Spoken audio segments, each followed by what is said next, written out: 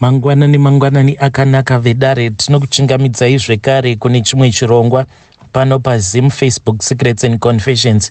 Tadzoka zvekare nemamwe mamessages. Regedzai tibva tapinda mumamessages edu atadzoka takakubatirai. Message yedu ekutanga yakamira sekudai so. Hanzi makadi zvenyu mukomanashi, ndinokumbirawo kuti munge muchindiposterawo nyaya yangu makavigawo chitupa changu.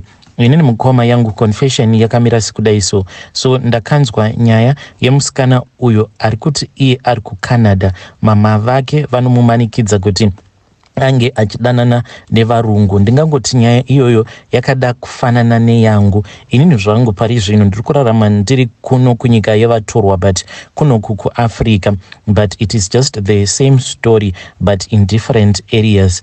Mukoma zvakaitika pakubva pakukura kwangu pandakatanga kugeza, amai amene kuti vakazviziva sei, amai vakabva vazodzokera kumusha uko kwainge kuchiri nagogo nasekuru. Gogo ava nasekuru ndivo vainge vari vabereki vababa vangu. Saka mama vakangoenda kweya without even telling my father kuti where was she going to. Vakazototi vadzoka ndipo pavakabva vazodzoka nagogo. Zvinhu izvi zvakaitwa between mama nagogo pavakadzoka vari two pakuzonorongonora mabhegi, because tainge tichida kuonawo kuti mumabhegi magogo mainge muinei, because taiziva kuti pose gogo pavanenge vachibva kumusha vaitivigirawo like mafruits emusango, matohwe, dzimwe nguva mahacha nezvimwewo zvakasiyana-siyana, because isusuwo takangokurirawo kumasebhabhu. Saka zvinhu zvizhinji taitongozvionawo kana kuri kunzi gogo vakabva nazvo kumusha. So on that particular trip ivo gogo vakabva vazorambidza vanengina vangu kuti vange vachibata mabhegi avo. Gogo vakabva vazoti ndinge ndichiendesa bhegi ravo straight kuspare bedroom kwangu, because gogo vaiti pose pavanenge vauya kuzotishanyira vachibva kumusha ivo vaifarira stere kuti vange vachirara neni in my own spare bedroom. Dzimwe nguva vaitombotanga vawaridza zvavo mudining, but late at night ndaizoti paya ndikavhunduka ndaibva ndanzwa kuti pambedha painge parere gogo, because ivo gogo vaiva munhu aiva nemuviri waitonhora zvezvo zvokuti extra cold like chituna. Saka ndaizotoita zvekuvhunduka pakati peusiku ndichinzwa kuti pane chinhu chiri pasaidi pangu chiri kutonhora kuita kunge fridge. Ndaizoti kana ndamuka paya ndobva ndazoona kuti ndigogo vanenge vakarara neni apa. Gogo mukomanashi amene kuti kwainge kuri kukura here kana kuti ndo uroyi hwacho. Pose pandaimuka mukoma gogo vangu vaitsatsukunyuka. Ndaitoti kunyange ndikavadana ndikati gogo ko wai muviri wenyu uchitonhora kudaro, gogo vaingoramba vakangorara vachingoridza ngonono. Gogo vangu usiku vainge vasingamuki, asi zuva risati rabuda paya gogo waizotonzwa vava kutotsvaira panze vachiimba vachiita maduties, ende vaiwanzokutanga kuita maduties avo kuma 5 am paya pekuti kunenge kuchiri kwakati svibei zvishoma. Ivo gogo ndipo pavaiwanzokutanga kutsvaira pachivanze chose. Kunyange ipapo pavaiuya kumba tainge tiine pavement, but gogo vaisarudza kuti each and every day pavement iyoyo vange vachiitsvaira. Mabasa ose zuva raizosara kubuda gogo vanenge vatopedza kutsvaira nekuita sei vobva vazotanga kusuka ndiro mukitchen. So ipapo gogo pavakanditi ndinge ndichiendesa bag muspare bedroom rangu, then misikanzwa yevana munongoiziva amenowo kuti chii chakangoitika, but ndakabva ndazotanga kuvhura suitcase riya ragogo. Mukoma ndakabva ndazoona kuti musuitcase meya mainge muine 2 kg yeshuga, asi 2 kg yeshuga yainge yakavhurika. Mukoma ndakati ndichida kunotarira kuti ko shuga iyi yangosiyiwa irimo musuitcase, why ivo gogo vasina kuiendesa kukitchen. Ndakati ndakabata 2 kg ya mukoma yakabva yangonyangarika, shuga yose yainge irimo mukati yakanyangarika right there before my eyes. Ndikabva ndazoona kuti shuga iya yainge yachinja kuita ivhu chairo mukoma, jecha, but jecha racho raita sekunge rakasanganiswa nemadota, because rainge rakachenuruka jecha racho iroro.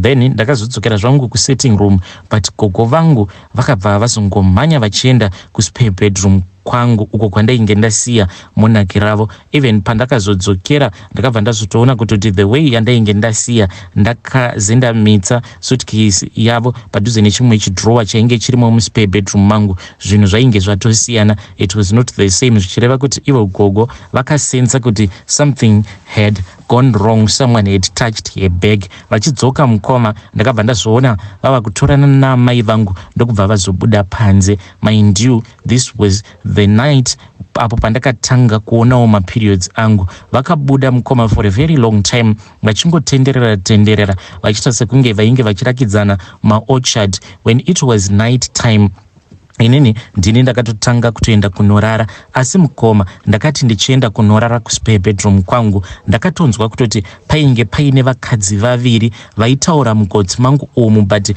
zvavaitaura manje ndainge ndisingazvinzwi. So since tainge tabva mukuona horror movie ndakangozviudza kuti it is just my side effects ekuona horror movie randanga ndichiona. So ndakabva ndangozvisimbisa ndokubva ndapinda muspare bedroom mangu ndikabva ndangopinda mumachira and I fell asleep. I think kuti it was somewhere kuma 9 I think so, ndipo pandakazotanga kubleeda. Saka ndakati ndavhunduka kudai ndikabva ndanzwa kuti I had already started bleeding ndokubva ndamuka paya because I wanted to see kuti ropa racho rinenge rakaita sei. Already ndainge ndatokumbira friend yangu uyo ainge akandipa mapads ainge akatengerwa namama vake. Inini ndainge ndichiri kunyara kuudza mama vangu kuti this is what was now happening to me. Ndakatofara paya kuti ndaonawo first period yangu, ndikabva ndatora mapads aya ndikabva ndatoisa papent and I wore that paint again ndokubva ndadzokera mumachira. Mukoma ndakangoti ndichingonodzokera kumachira ndokubva ndatoona kutoti mama vangu nagogo suddenly they were already there in my spare bedroom. Saka zvinhu zvakatondivhiringidza kuti nai gogo namama how come komapinda seiko mumba munomu, because I knew that I had closed the door. Yes, the door was not locked, but I had closed it and the door rangu raita noise pose pandairivhura nekurivhara, especially ndaiti kana ndikarivhura makuseni ndaitonzwa mudhara vachipopota because raita noise a lot. And at that time hapana kana chandakambonzwa mukoma Nash, to be honest. Mama nagogo they were even strange because matauriro acho avaiita vaitaura vose chinhu one at the same time. Mama nagogo vakabva vati handei pasuitcase ndokubva vaenda vose pasuitcase riya,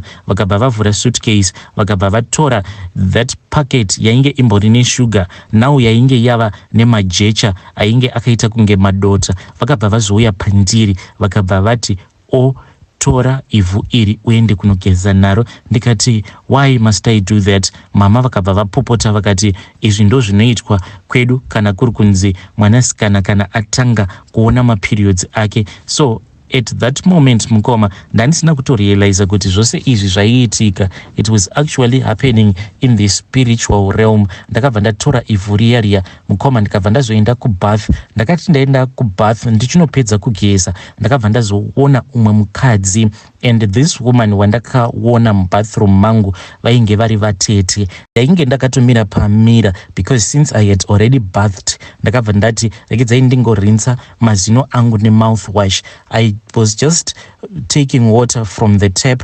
Pandakazosimudza musoro wangu ndikabva ndaona kuti kumashure kwangu kwainge kuine mukadzi ainge akamirako. This thing it only happened for 2 to 3 seconds. Then munhu uya ndokubva atonyangarika. Ava vainge vari vatete vangu vandainge ndaona. So zvakaitika ipapo mukoma Nashi ndezvekuti ivo mama nagogo ivhu riya vakaenda vakanoritora paguva pavatete hanzvadzi yababa vangu. So vatete ava vainge vakamboroorwa nemurungu. Ivo vainge vachida kuti rombo rakanaka iro rainge rakawira vatete ringe richizoitikawo pandiri. Vatete vedu ava inini hangu ndainge ndisina kumbovaziva, but nyaya dzataingonzwa ndedzekuti vakangotorwa nemurungu wavo ndokubva vaenda vakanogara nemurungu wavo kuLondon. Vakazoti vorwara ndipo pavakazodzoka vachiti kana kuri kunzi kufa vaida kuti vange vachizovigwa pedo nehama dzavo nehanzvadzi dzavo nevaning'ina vavo, but vana vavo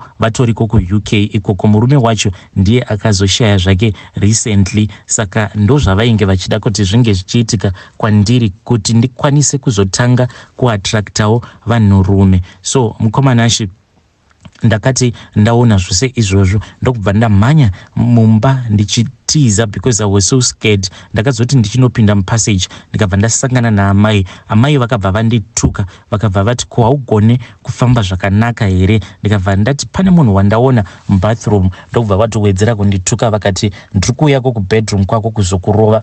So by the time yandakazopinda mubedroom iwo gogo vainge vatorimo zvavo, but she was already fast asleep. Mama ndivo pavakazouya ndokubva vazotanga kuexplaina the whole situation kwandiri. Vakabva vati zvose izvo zvainge zvaitika mumweya. Saka vakabva vatoti kana kuri kunzi waona vatete ava kubva zvakanaka, zvinoreva kuti inini nagogo tagona basa. Ndikati basa rei? Vakabva vati ivhu iro ratakupa kuti unge uchigeza naro kusika rudzi kwako, ivhu iroro takaritora paguva ravatete vako. Ndakabva ndatanga kuchema ndikati saka ndicharamba ndichikuona here chipoko chavo vatete? Then ivo mama vakabva vati no, vatete ivo vachangouya muupenyu hwako kuti vange vachizokusanganisa nevarume vane mari. Mukomana Shi, amai vakabva vazoenda zvavo kubedroom kwavo, but already deep down I was in so much pain nezvose izvo zvavainge vaita. Fast forward, gogo vakazoti vashayika. Inini mukoma ndakazova munhu wekuti varume vose vandaingodanana navo varume vekuti vainge vaine mari dzavo. Ndingadai ndakatoroorwawo nembinga, but dambudziko riri pana amai vangu nderekuti like izvezvizvi kana kuri kunzi ndikaenda kumusha nemurume wangu pamwe anenge angori neka small construction company kake achingodrivawo a normal car, amai vangu vanobva vati uyu haana mari, tsvaka murume ane mari ndiko kuti ndige ndichikupa mablessings. Pari zvino kana mwana handisati ndakwanisa kuva naye mwana because ivo amai vakati miko dzavakaita nagogo ndedzekuti kana kuri kunzi ndikasaroorwa nemurume ane mari inovafadza ivo amai zvinokwanisa kuzondiremera kuti ndinge ndichizoita mwana apa makore angu ari kufamba. Pari zvino mukoma ndava ne30 years old, but kuti nditi pane pandakambobatirawo pamuviri, haiwa I do not even remember any day pandakabatirawo pamuviri. Ndo challenge yandiri kusangana nayo mulife mangu. Handiziviwo kuti amai vangu vacho ndovafadzawo sei, because I have tried to date varume vandinotoona kutoti vanhu ava vane zvinhu zvavo, asi dambudziko riripo manje vacho avo vanenge vachinzi ndivo vari right naamai vangu, vanhu vekutoti vanenge vachingodawo vasikana vechidiki vaya vekuti vanenge vachingotamba navo, just going out but nothing serious. Ava vakomanawo vekuti they are just regular boys, vacho vanenge vachitoda kutondiroora, ivavo ndivo vanonzi naamai vangu havana mari.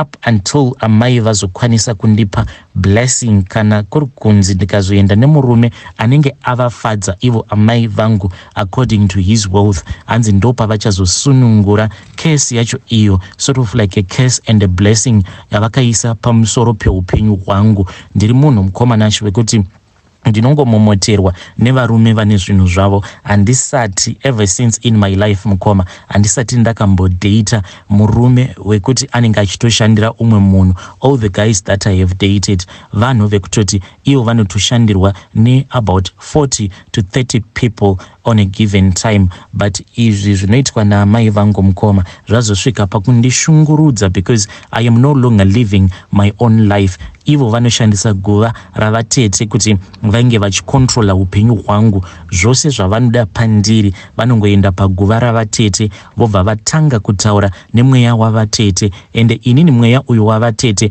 unobva wazotondirotesa zvose izvo zvavanenge vakataura. Like ipapapa I am supposed to return back home, but handisi kufanira kuti ndinge ndichienda kumba like zviri zvinhu zvekuti ndakatozviplana. Amai vangu ndakatovarota, this was last week ndopandakavarota. Amai vakatotravela vakaenda kumusha, worst of all now vane kaproject kekuvakawo musha uko kwakakurira vana baba vangu, so ivo vari kuda kumisa uchavo chicottage ikoko. Saka vatova that access yekuti pose pavadira vanongoti kana vakaenda kumusha vobva vaenda paguva ravatete vobva vataura zvavanoda. Like ipapapa ndakatoroteswa navatete ndikatoona amai vangu zvekare nekunzwa mashoko ose awo avakataura.